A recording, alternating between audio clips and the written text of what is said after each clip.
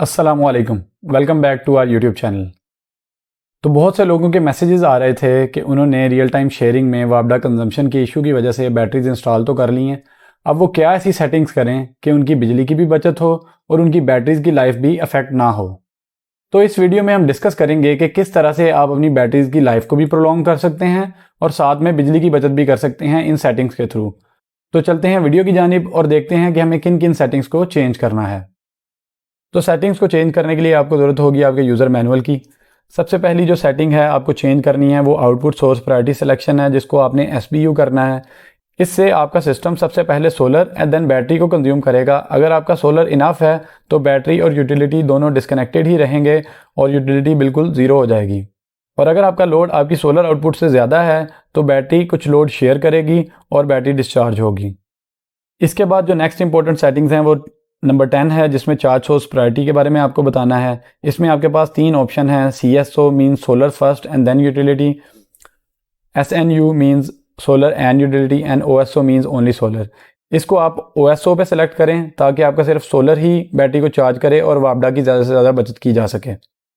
اس کے بعد آپ کا میکسیمم چارجنگ کرنٹ ہے جو کہ 11 نمبر سیٹنگز پہ آتا ہے۔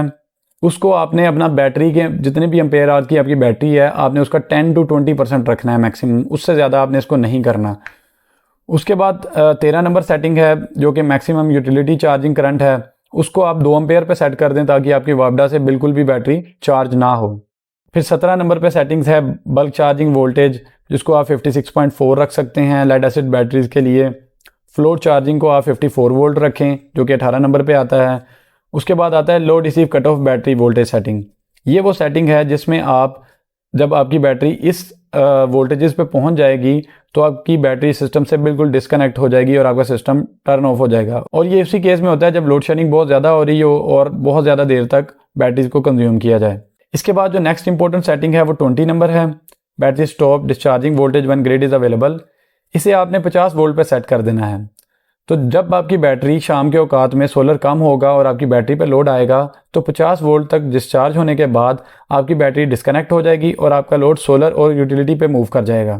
ایسے میں جب 50 وولٹ بیٹری کے پڑے ہوں گے اور رات کے اوقات میں اگر لوڈ شیڈنگ ہوتی ہے تو آپ کی بیٹری انف ہوگی کہ وہ آپ کے لوڈ کو ڈرائیو کر سکے اور لوڈ شیڈنگ میں آپ کو کنٹینیوس الیکٹریسٹی پرووائڈ کر سکے۔ Next setting battery stop discharging voltage کی ہے جو کہ 21 نمبر ہے، اس کو آپ 54 وولٹ رہنے دیں۔ پھر اس کے بعد جو سب سے امپورٹنٹ سیٹنگ آتی ہے S B you set up کے لیے وہ لو D C cut off voltage on second A C out put ہے جو کہ 60 نمبر پہ آتی ہے۔ یہ ڈیفالٹ 40.8 وولٹ ہوتی ہے، اس کو آپ نے 50 وولٹ کر دینا ہے۔ اسے ایگزیکٹلی آپ نے میچ کرنا ہے آپ کے 20 نمبر سیٹنگ کے اوپر جو ہم نے بیٹری اسٹاپ ڈسچارجنگ وولٹیج کو رکھا ہوا ہے، کیونکہ یہ وہ سیٹنگ ہے جس میں آپ کا ہیوی لوڈ ڈسکنیکٹ ہو جائے گا۔ تو ڈیورنگ دا نائٹ جب آپ کی لوڈ شیڈنگ ہوگی اور آپ کی بیٹری آلریڈی 50 وولٹ پہ ہوگی تو آپ کا ہیوی لوڈ فوری ڈسکنیکٹ ہو جائے گا اور آپ زیادہ سے زیادہ بیک اپ اپنی بیٹری سے لے سکیں گے۔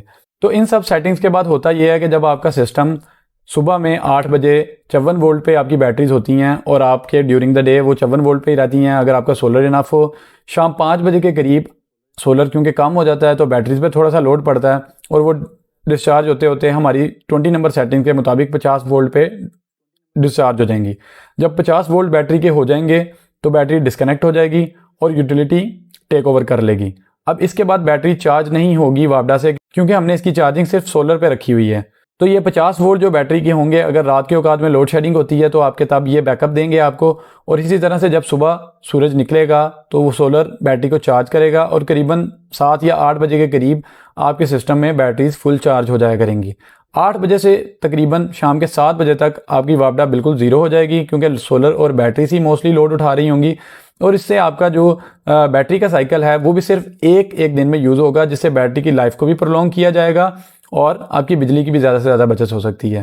اب جیسا کہ آپ اسکرین پر دیکھ رہے ہیں اس سسٹم میں بھی سیم سیٹ اپ ہے، 48 وولٹ سیٹ اپ ہے اور اس میں 4 لیڈ ایسڈ بیٹریز کا استعمال کیا گیا ہے، جس میں ہم نے جو ڈسچارجنگ وولٹیج ہیں وہ 50 سیٹ کیے ہیں۔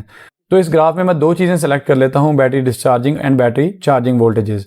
تو اگر آپ اس گراف کو دیکھیں تو آپ کی شام کے اوقات میں ایک بار بیٹری ڈسچارج ہوا کرے گی اور جو کہ صبح سولر آنے پہ چارج ہوگی اور ڈیورنگ دا ڈے بالکل فلیٹ لائن رہتی ہے، کیونکہ اگر آپ کا سولر انف ہے تو وہ لوڈ کو پورا ڈرائیو کر لیتا ہے، جس سے آپ کی وابڈا بھی زیرو ہو جاتی ہے اور آپ کی بیٹریز کی لائف بھی بالکل افیکٹ نہیں ہوتی۔ تو اس طرح کی مزید انفارمیٹیو ویڈیو دیکھنے کے لیے ہمارے چینل کو سبسکرائب کریں اور اس ویڈیو کو سب دوستوں کے ساتھ شیئر کریں جو اپنے سسٹم کو SBU موڈ میں چلانا چاہتے ہیں۔ شکریہ، اللہ حافظ۔